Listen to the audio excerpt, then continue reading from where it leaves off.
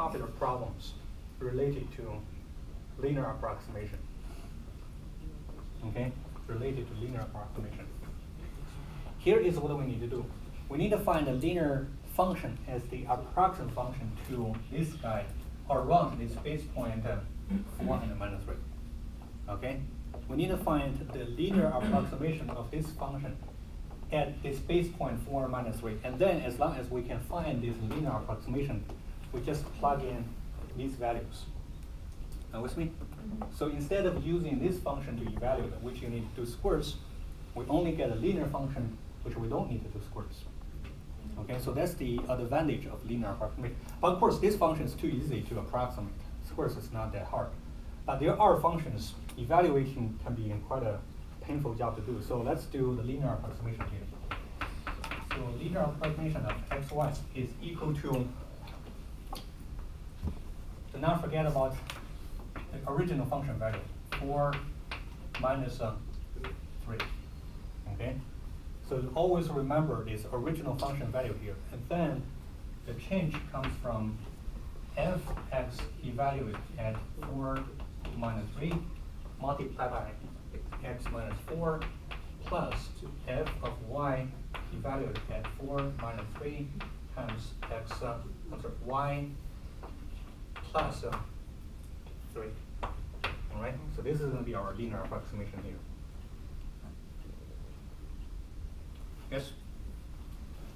So 4 and minus 3, I have minus 16 plus 18. Then fx is equal to minus 2x. Evaluate at 4 is going to be minus 8, x minus 4.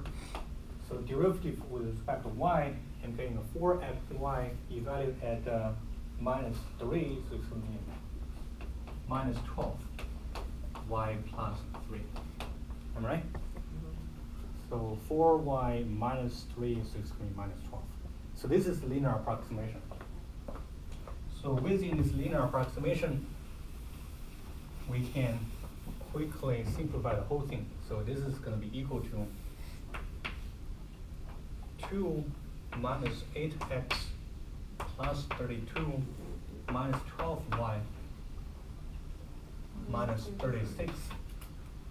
So I have minus 8x minus 12y plus 34 minus 36 is minus 2. Okay, so this is the linear approximation.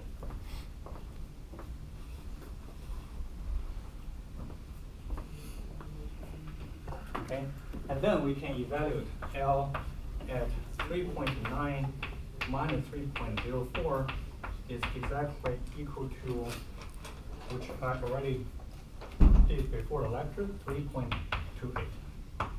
Okay, so this is the function value approximately at the new point 3.9 minus 3.04. Okay. Okay, here is one more point I want to make.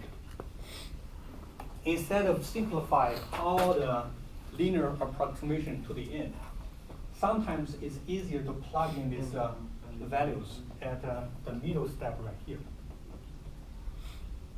It's actually easier to plug in the values right here. Because if I plug in the values right here, x minus 4, I'm just getting a minus 0.1. Here, I'm just getting a minus 0.04. So the approximation right here might be easier to compute. Okay, might be easier to compute. The reason is because when I move from the base point AB to xy, the change dot x is pretty small. Dot y is also very small. So my dot x here from 4 to 3.9 is minus 0.1. Okay, listen to me carefully. Here, people can make mistake here. So if I change from AB to new point xy, dot x is equal to the difference between the value after the change and before the change. So dot x here is actually minus 0.1. Dot y is actually minus 0.04 as well. Okay, so both of them are negative changes. Am I right? Yeah, both of them are negative changes. Okay, so that's about it. And I just want to make one more comment. So if I have a function f x, y, z is equal to 0, am I right? I can use this format to compute this symmetric form of the partial derivative and get the equation of the tangent plane. I want to ask you this question. In which case the tangent plane is horizontal? If I want the tangent plane to be horizontal, I need to make sure this part is equal to 0 and this part is equal to 0 as well. Okay? Both of these two components are equal to 0. We'll make sure your tangent plane is horizontal. In other words, if I want my plane to be horizontal, I want my normal line to have the form 0, 0, and a number. All right? Yeah. I get my normal line to be 0, 0, and a number. And only case that can happen is fx and fy are both values. Okay, so that's one more.